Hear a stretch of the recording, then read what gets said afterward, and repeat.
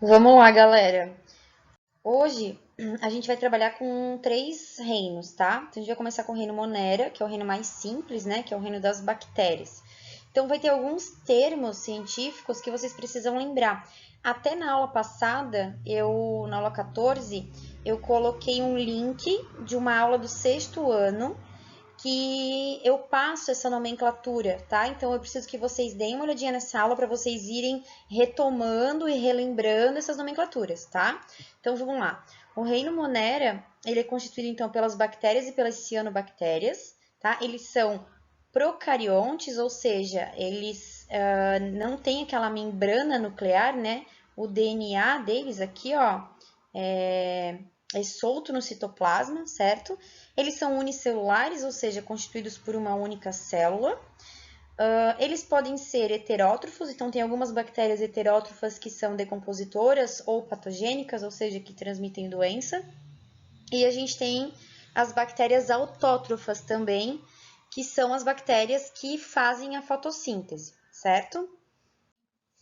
E a gente tem dois grandes grupos de bactérias, tá? Então a gente tem as arqueobactérias, que são bactérias que conseguem sobreviver em ambientes inóspitos, ou seja, em ambientes que é muito difícil sobreviver, certo? Por exemplo, são bactérias que conseguem sobreviver dentro de vulcões, bactérias que conseguem viver em regiões muito geladas, nos árticos, né? Então, assim, é um grupo de bactéria que não existe ainda um conhecimento grande em cima delas, porque é muito difícil chegar nelas, né? É muito difícil a gente ir lá num vulcão e coletar essa bactéria, reproduzir em laboratório e analisar, assim como é mais difícil ir lá no Ártico procurar as bactérias, enfim, né? Então são bactérias um pouco mais difíceis de ser trabalhadas e por conta disso não tem tanto estudo em cima delas, certo? E a gente tem as eubactérias. Sempre que vocês verem uma palavra na biologia que começa com eu, esse eu aqui significa verdadeiro. Então a gente diz que são as bactérias verdadeiras, que são aquelas que a gente mais conhece, mais estuda, mais vê, né? No caso de laboratório, né? Porque elas são microscópicas. E aí, aqui nesse grupo de eubactérias, a gente vai ter as bactérias, propriamente ditas, né? E as cianobactérias, beleza? A gente vai ver a diferença dessas duas depois. Essas bactérias elas podem viver isoladas, ou seja, sozinhas, né? Ou elas podem viver em várias agrupadas que a gente chama de coloniais, certo? Quando a gente tem uma cultura de bactéria, que são várias bactérias unidas, a gente consegue ver a olho nu, certo? Se a gente quiser ver uma bactéria, a gente precisa de um microscópio, tá? E essas bactérias, elas têm várias formas, né? Vocês não precisam se atentar tanto a essas formas, gravar os nomes, é mais para conhecimento mesmo. Então, aqui, elas podem ser cocos, bacilos, já ouviram falar, né, daquele lactobacilo vivo, né? É uma bactéria do leite viva dentro dos iogurtes, né? Que ajuda ali na digestão, tá? Tem o espirilo, tem o vibrião, tem o espiroqueta, né? E aí, quando se juntam, né? A gente tem outros nomes, então Diplococcus, porque são dois cocos, certo? Streptococcus, porque ela tem esse formato de corrente.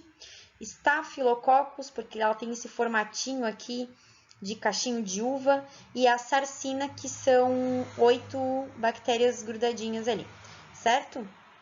Muito bem. As cianobactérias são todas autótrofas fotossintetizantes, ou seja, elas fazem a fotossíntese, elas vivem em ambientes úmidos ou aquáticos, né? Então, se elas fazem a fotossíntese, elas precisam ter dentro delas aquele pigmento, né, a clorofila, que faz a absorção da luz solar para fazer a fotossíntese, certo? E agora a gente vai ver as importâncias das bactérias, né? Então, as bactérias, elas são muito importantes na reciclagem de nutrientes, né? Na reciclagem de matéria. Então, todo o alimento que cai, fruta que cai podre, ou folha, ou flor, enfim, tudo que, ou animal que morre, né? Todos esses seres vivos que vão entrar em decomposição, eles são decompostos pelas bactérias juntamente com os fungos, certo? E entrando em decomposição, vai se transformar em matéria inorgânica que vai ser absorvido pelas plantas e vai começar o ciclo todo de novo. A gente já trabalhou isso, né? E vocês lembram do ciclo do nitrogênio? A gente trabalhou esse ano também, né? Então, existem as bactérias específicas, né? Que são as as fixadoras, as nitrificantes e as desnitrificantes, né? Lembrando que se essas bactérias não tiverem no solo e não fizerem a função delas, a gente não consegue fixar o nitrogênio de jeito nenhum, né? Nós humanos não conseguimos, os animais não conseguem, as plantas não conseguem, a gente precisa dessas bactérias para fazer isso pra gente. Ela é bastante utilizada na indústria alimentícia também. Então, tem alguns alimentos que, para serem produzidos, necessitam de bactérias, como a produção de vinhos, de iogurtes, de queijos, de coalhadas, tá? Na biotecnologia, elas também são bastante utilizadas, justamente porque elas se reproduzem muito rápido, né? A gente consegue ter várias células de bactérias muito rapidamente. Então, ali eles conseguem produzir N coisas, né? Pode ser desde clonagem de DNA, ou fazer vacina, ou produção de hormônios, enfim, existem vários meios ali de biotecnologia que que são usadas as bactérias. E também essas bactérias transmitem, algumas, né? Transmitem doenças, né? Então é sempre bom lembrar que muitas vezes quando a gente fala em bactéria, as pessoas sempre associam uma coisa ruim, né? Ah, bactéria causa doença, bactéria tem que tomar antibiótico. Ok, tem bactérias ruins, né? Bactérias que transmitem doenças patogênicas e tudo mais. Mas a gente viu até agora todas sim, que tem muita bactéria que é boa, né? Fazer a ciclagem de nutrientes, o ciclo do nitrogênio, a produção de alimentos, produção de vacinas, enfim. Essas doenças, gente, que ele está citando ali, tuberculose, cólera, leptospirose e tudo mais, algumas dessas doenças a gente já viu ano passado, tá? A gente vai dar uma revisada nelas de novo. Só que no livro de vocês, ele tem um capítulo que ele fala só de doenças. Então a gente vai trabalhar com as doenças bacterianas, virais, protozooses, enfim, a gente vai trabalhar depois com essas doenças, tá? Depois a gente vai voltar aqui. E embaixo ali a gente tem a importância das cianobactérias, né? Então, as cianobactérias, elas constituem um fitoplâncton, né? Do meio aquático, né? Então, como elas fazem a fotossíntese, elas são a base alimentar da teia alimentar, da cadeia alimentar existente no meio aquático, tá? E acredita-se, né, que o fitoplâncton ele produz a maior parte de O2 da atmosfera. Tem muita gente que fala que a Amazônia é o pulmão do mundo, né? Porque tem muita árvore, essas árvores vão fazer a fotossíntese, nessa fotossíntese ela vai liberar o oxigênio e esse oxigênio fica disponível para as pessoas e os animais respirarem. Porém, a planta também respira. Então, muito do oxigênio que ela libera na fotossíntese, ela absorve de novo na respiração dela, certo? Então, a gente não pode dizer que ela é o pulmão do mundo. Agora, no fitoplâncton e nas algas, isso também acontece para as algas, tá? Eles fazem a fotossíntese, liberam oxigênio para a atmosfera, sim, para os animais, os humanos respirarem, porém, na respiração deles, eles tiram o oxigênio da água. Eles não retiram o oxigênio do ar, certo? Então, eles sim podem ser considerados o pulmão do mundo, beleza? E algumas espécies de cianobactérias produzem toxinas também, né? Que pode contaminar animais, pode contaminar a gente, né? Dependendo de formação, né? Por exemplo, se a gente tomar alguma água contaminada, né? Essa água ela pode ter essas cianobactérias aí que causam doenças, beleza? Bom, aqui a gente entra em outro reino, tá? Que é o reino do protista. Pessoal, presta atenção. Esse nome mudou, tá? Faz alguns anos que mudou. E aí, o que acontece? Tem alguns livros que utilizam o reino protista e tem alguns livros que utilizam o reino novo, que é protoctista, tá? Com C mudo, protoctista. Tô falando os dois porque vai que vocês olhem em algum site ou pesquisem em algum outro livro e veem esse nome, mas é a mesma coisa, tá? É o mesmo grupo, eles só trocaram o nome.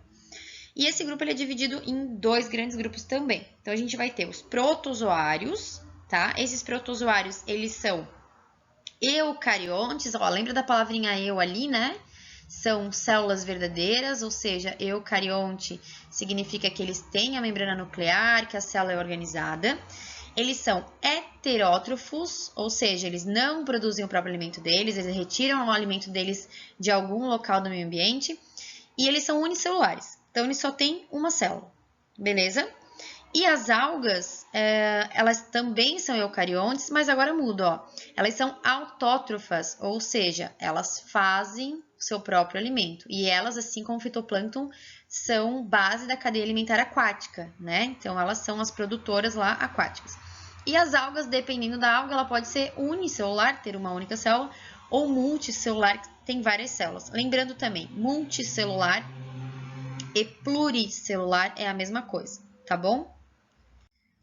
Bom, quando a gente fala dos protozoários, tá? Falando só do grupinho dos protozoários, eles são classificados conforme a estrutura de locomoção deles, certo? Então, a gente pode ter os rizópodes, que a locomoção deles é por pseudópodes. Então, pseudópodes são essas dobrinhas aqui, ó. Pseudo é falso, podes é pés. São falsos pés que fazem com que esse ser vivo consiga se locomover, tá? O exemplo deles é a entamoeba. Entamoeba é um protozoário que causa doença, que causa aquela amebíase, tá? Uma doença que a gente também vai trabalhar mais pra frente nos outros capítulos, tá? A gente tem os ciliados, ó, aqui, né, do ladinho dá pra ver, ó, os cíliozinhos, né? Então, eles vão batendo esses cíliozinhos para conseguir se locomover. O principal exemplo é um paramécio. Esse paramécio, ele é um protozoário de vida livre e ele não faz nada de mal para ninguém, tá? É bem comum a gente achar paramécio em água de alface. Se a gente pegar uma alface assim e pegar a aguinha dela e botar no microscópio, a gente consegue ver os paramécios. Ele parece um chinelinho, né? E aí a gente tem também os flagelados. Então, tá aqui, ó, flagelados, porque todos eles têm um flagelinho aqui, ó. Ou tem aqui, ó, tem aqui do lado também, tem aqui, certo? Então, eles batem esse flagelinho e eles conseguem se locomover, tá? E aí a gente tem vários exemplos. Então, a gente tem a giardia, o tricomonas, esse aqui é a giardia, o tricomonas vaginalis, que é esse aqui, o trypanosoma cruzi, que transmite a doença de Chagas, e a leishmania brasiliensis, que é esse aqui, ou a leishmania chagas, que é uma doença também de leishmaniose, tá? Todos esses aqui, ó, esse daqui e esse daqui são protozoários causadores de doenças, tá? Esse aqui é o fofinho da galera que não faz mal para ninguém, beleza? E o último grupo, então, a gente tem os esporozoários, que é o grupo apicomplexa. Apicomplexa porque ele tem um ápice aqui, ó, ele tem uma pontinha, tá? Ele não tem locomoção, ele não tem aparelho nenhum de locomoção e ele é um parasita, né? Então, por exemplo, o Plasmodium é um exemplo de esporozoário. O Plasmodium é o protozoário que causa malária, tá? A gente vai estudar essa doença também. E o Toxoplasma gondii, a gente estudou ano passado, né? Que é a toxoplasmose, tá? São dois exemplos de apicomplexa. Bom, as algas, né? Então, elas podem ser uni- ou pluricelulares ou multicelulares, são eucariontes também, né? A célula é organizada. Elas são fotossintetizantes, então elas são autótrofas, né? Elas produzem o próprio alimento. E aqui, ó, não lembrava que eu tinha colocado aqui, mas aqui tá escrito ali, né? Do pulmão do mundo, aquilo que eu expliquei para vocês, né? Elas consomem o gás oxigênio dissolvido na água para respiração e liberam por meio do processo da fotossíntese o oxigênio atmosférico, tá? Importância, né? Algumas algas elas são importantes para alimentos, então no sushi, né? Que vocês provavelmente já devem ter comido, né? Que gostam bastante também. Então, no sushi tem alga, na gelatina tem alga. Em todos esses alimentos que a gente come que parece gelatina, aquelas balinhas, tudo aquilo vai alga. Tem uma alga que se chama agar-agar, que é usada para fazer esses alimentos, tá? Algumas algas são usadas na composição de rações de animais também. Algumas algas são utilizadas na indústria farmacêutica para fazer remédio. E algumas também como fertilizantes, certo? Bom, e agora a gente vai entrar no terceiro e último reino de hoje, tá? Que é o reino fungi. Então, exemplos, né? A gente tem os cogumelos que vocês conhecem. Essa aqui é a amanita, né? Que é aquele cogumelo do Super Mario. A gente tem os bolores, né? Que a gente consegue ver na comida, né? Na fruta também dá esses bolores aqui. Orelha de pau, que é esse fungo aqui que ele parece uma orelhinha, ó, e ele sempre dá em cima de algum tronco caído, que o tronco já esteja mais apodrecido, assim, esse fungo se habita ali, tá? Então, de novo, são eucariontes, célula organizada, membrana nuclear, material genético dentro do núcleo, bem bonitinho, tá? Eles podem ser ou uni ou multicelulares, e todos são heterótrofos, tá, gente? Muita gente confunde, porque como ele tá mais em contato com as plantas do que com os animais, as pessoas acham que ele é autótrofo, que ele produz o próprio alimento, mas não, tá? todos eles, sem exceção, são heterótrofos, eles não produzem o próprio alimento deles, tá? Tem alguns fungos que são parasitas, alguns que são decompositores e alguns que são predadores, tá? Igual as bactérias, eu falei antes para vocês, né? Eles são bastante importantes na ciclagem de nutrientes. Então, né, esse tronco, né, que tá caído aqui, ele vai apodrecer, vai entrar em decomposição e o fungo é a bactéria que vai fazer a decomposição desse tronco, certo? Vocês já ouviram falar provavelmente em micose, né? Micologia é o estudo dos fungos, tá? E as micoses são doenças que a gente pega através de fungos, tá? Então existem várias micoses, tem aquele pé de atleta, que é uma micose. Tem gente que tem micose na unha da mão, na unha do pé, tá? Tem uma doença que dá no trato genital, que é a cândida. É bem mais comum em meninas do que em meninos, tá? Mas pode acontecer em meninos também. Então, tem alguns fungos aí que são parasitas, beleza? Aqui, gente, tem a estrutura do fungo, né? Então, como que ele é formado? Ele tem esse corpo de frutificação aqui, que pode ser chamado de chapéu também, ou estrutura reprodutora. Estrutura reprodutora por quê? Porque aqui embaixo ele tem uns saquinhos, ó. E nesses saquinhos aqui, ó, tem vários esporos, tá? E aí, o que esse fungo faz? Ele solta esses esporos. Esses esporos, eles vão com o vento, tá? Que tá mostrando aqui nesse quadrinho laranja do lado direito, ó. Esses esporos caem aqui, ó. E com o vento, eles, né, acabam habitando um outro ambiente. E eles germinam, ó. Ele vai germinando e vai gerando um novo fungo, tá?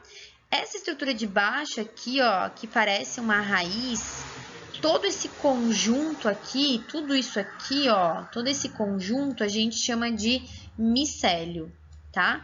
Então, o micélio é todo o conjunto de células de um fungo. E o nome da célula do fungo é hifa, tá? Então, o que é um micélio? É um conjunto de hifas, ok? Aqui nesse cantinho ele está mostrando um outro exemplo de reprodução. Tem alguns fungos que se reproduzem por brotamento, que é um brotinho. Então, aqui eu tenho o fungo, né? Aqui o fungo unicelular, né? Ele só tem uma célula aqui. E aí ele gira aqui, ó, ele monta um brotinho e esse brotinho vai dar origem a outro fungo, que vai dar um brotinho, que vai dar origem a outro fungo e assim sucessivamente. Beleza?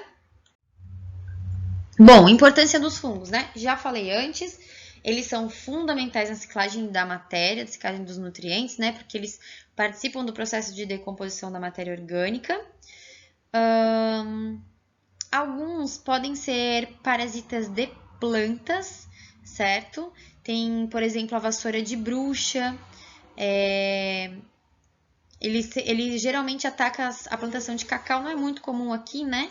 Mas esse ferrugem do café é bastante comum por aqui, tá? Porque ele pega vários grupos, né, de café. Tem um outro que eu não lembro o nome, mas ele dá no pé de goiaba também, tá?